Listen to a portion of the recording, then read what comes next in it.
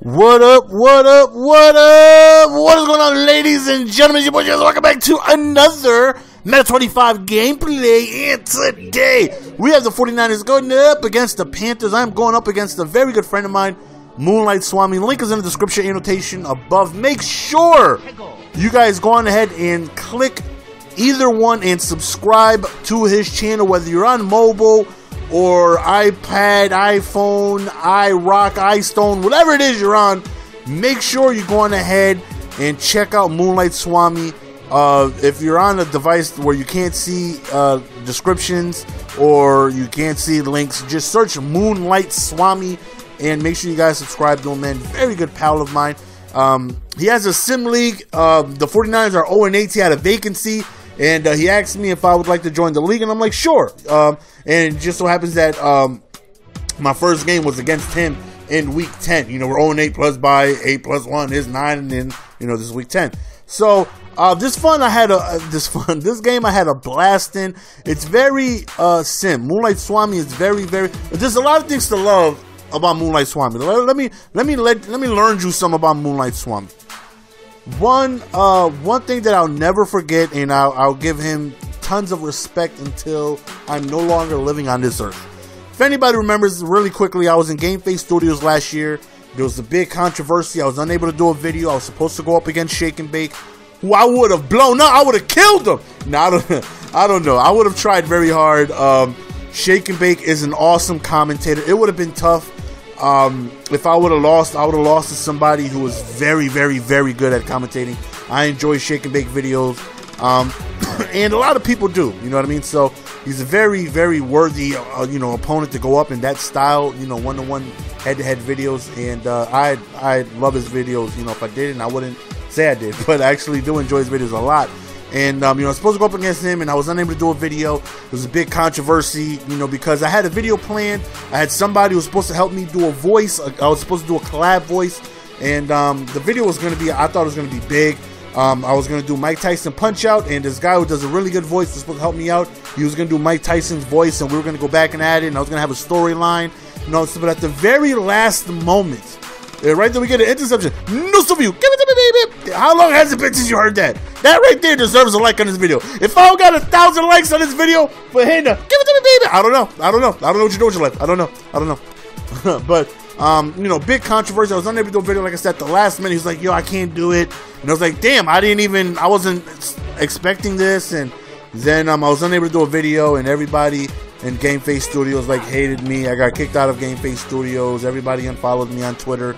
And Moonlight Swami was one of the few people who actually still reached out to me. He was like, you know what, I hope everything's okay, man. I understand the situation.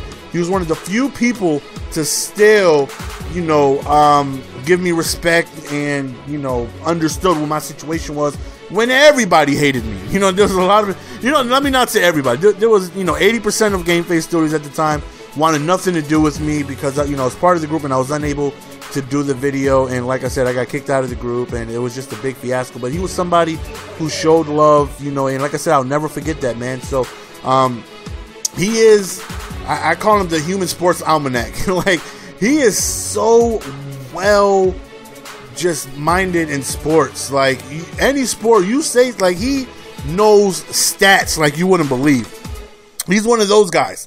And if anybody knows Moonlight Swami, anybody will say he has the greatest hair in the Madden community. Greatest, like Troy Polamalu, as godlike as his hair is, he would look at Moonlight Swami and say, you know what? I want to run my fingers through his hair. I want to stroke his scalp. That's how just wonderful Moonlight Swami's hair is. Don't let nobody tell you otherwise. His hair is a God's gift of gift. I don't know what to say. His hair is absolutely voluptuous. But you know, he's very good in sport. His commentating style is I know I'm going on way too long, but I just have so much respect for him, and I just want you guys to really subscribe to him, and, you know, just understand why I think you should subscribe to him. Not because he's a good friend of mine, but because just, you know, he's an awesome commentator. You know what I mean? He brings a very authentic broadcast style of commentary, and it's very fun to listen to. You know what I mean, y'all? He brings good energy, and like I said, he has that broadcast style of I was about to say broadcasting of commentating, and it's absolutely always a treat to get to watch a Moonlight Swami video. So long, you know, I went long on enough, but you know, go on ahead, show some love. Make sure you guys say, you know, GS went ahead and sent me. If you guys have not heard about him yet and you're finding out about him through this video, you know, it would mean a lot to me if you guys did me that favor, went ahead and you know, show some love to him. If you don't, nothing I can do about it. But for the people who do, you know, I personally want to thank each and every single one of you guys who take out the time and either click the link, check the description, or you know, search Moonlight Swami. Also, link in the description, you can find Mr. Golden Sports t-shirt shop where you can buy your very own Mr. Golden Sports apparel. Alright, enough of this selfish promotion. Another interception. No, so you come to me, it's a fumble! And I'm like, no! Get up!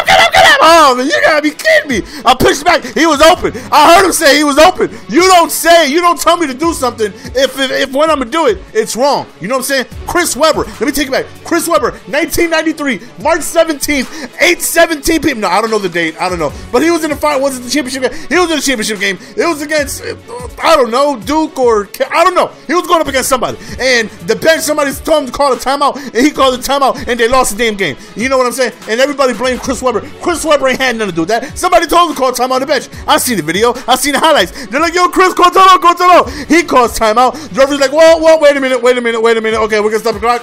But there's a problem. You have no more timeouts. And according to NCAA, what was the National Collegiate Athletic Ability, I don't know what the hell it stands for. I don't know. Maybe I do. I'm just not thinking right now. But whatever the hell it stands for, you know, that's a violation of the rules. You cannot call a timeout. That is a technical foul. They get free throws and ball, whatever, and they lose. So I caught the interception, and he's like, whoa, pitch it back. And I didn't look. I just pitched it back. And he wasn't there to catch the ball. Anyways, so, you know, he runs a very sim-style league. Swami is very sim. You know what I mean? I get into right wide open. Vincenzo, I'm going to need you to make those throws. Okay. Before I get where I was just at, Swami had a league where the drafts were done by everybody's team were auto drafted. He randomly selected a team and surprise whoever was on the team, that's who you got. You know what I mean? So Swami at this point in the league is 7-1, and like he's very, very sim. You know what I mean? So this league is ran obviously by his rules, which is, you know, very sim. And when I say sim, I mean sim. I mean staying in 2-man under, stock cover 3, stock cover 4s. I can play both styles. I can play sim. I can play non-sim. I can send blitzes. I cannot send blitzes. And, you know, so I'm it's definitely tougher to win this way, you know what I mean, in stock coverages, because you're not really sending any pressure. You're not sending any pressure. So, you know, the opponent has time, and it definitely elevates your game. If you can win this way, you can win, you know, against anybody. You know what I mean? I made it into the top 100 like 3 times this year, punting on 4th and inches. You know, and my defense is ass. You know what I mean? So, playing this way, obviously you got to punt on 4th downs. There's a whole lot of things that go into it, and playing this way makes you a better player. And we get into discussions a lot last year, and we got into it heavily. And I'm like, you know, he defends everybody who plays sim, and that's how it should be played. And people, you know, take fun away from the game when they're sending all these blitzes, manipulating the computer assistants, and doing all this stuff. And so we got into it back and forth. And but I understand, you know, where he's coming from. A lot of people turn away, you know, because I'm not the best at the game, but I know a little bit something, you know what I mean? I am good, you know what I mean? Whether you want to think it's, you know, egotistic to say that, you know, it's whatever it is. I'm very good at the game, you know what I mean? I cannot tell her I'm very good at the game. I have statistics to prove that I'm right for the last 5 years of Madden. I've always been good in Madden. I've always been, as far as rankings go, you know, a pretty top tier player. You know what I mean? I've always climbed my ways in the rankings and things like that. And I've always been a good player. And I know that, like, if I went up against somebody like, you know, my brother who plays, you know, offline franchises, very similar, whatever, I would destroy him. He would have zero chance. And, you know, because I would send blitzes and things like that, and things that obviously the computer wouldn't send. So, you know, for him, he was like, this is crazy, this is fun, I don't want to play like this. And you know, I understand, because as good as I am, I go up against players who are way more advanced than I am, and I'm like, This ain't fun. This sucks. Stop beating me. This ain't fair. I want to do what I want to do, but you're stopping me from doing what it is I want to do. So stop doing what it is you're doing, so I can do what it is I want to do. You know what I mean? So, it's crazy how he right here returned this kickoff. Before this game started, we got into a game before, and it disconnected during the first drive. I kicked it off to him, and he took the kickoff back for a touchdown. Then I had the ball, and then the game lagged out, and then we got back into the game. So that's technically the second time he returned it on me. But like I was saying, man, he's a very for him to be Sim, he's a good player. You know what I mean? For somebody who's just calling regular coverages and trying his best to work with the defensive callers, he's a good player. You know what I mean? So it's not easy, winning this way. But like I said, if you can win this way, you can win anyway. Right now, we have a very good chance of being able to win the game. We already in field goal range. Right here, we end up running up the middle. We end up scoring a touchdown. So right now, I feel like game is out of reach. It's right there. I'm squib kicking it. That's it. Moonlight as Moonlight. Why would I call him Moonlight? I usually call him Swami. I was about to say Moonlight Swami, and I cut myself off from saying Swami. So I just kind of technically just called him Moonlight. I don't know what that happened. I don't know. Don't judge me. But very, very, very fun. Like I had just so much fun playing this game.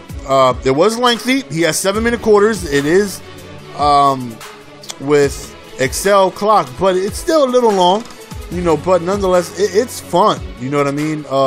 Usually when I played Sim, it was always offensively. Like I would play special teams, but I would still, on defense, send the blitzes and do all the other crazy stuff that I've gotten to learn or stole from T-Raw.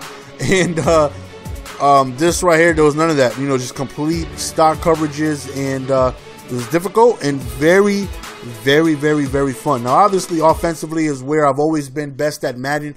I've always had an offense to usually carry me, to victory just off of, that alone. I'm usually, decent enough on offense to where, defensively, all I need is a mistake or two from you and hopefully remain. Because I've said that a trillion times. You guys know how I usually win. And so, I come into this game already having, a very, good offense that has, got me to the top 100, and I've done work with this offense. So I come into this game, and I'm able to have success, in this game as well. Defensively, we got lucky. You know what I mean? He made some mistakes, and some things just didn't go his way, and we caught some breaks. But that's the end of the game, guys. We end up winning. Do me a favor, go ahead and subscribe to Moonlight Swami. The KC offensive playbook that I run, I think I'm gonna do a breakdown soon, so look out for that. It's your boy Jess. I'm out. Peace. Give it to me, baby.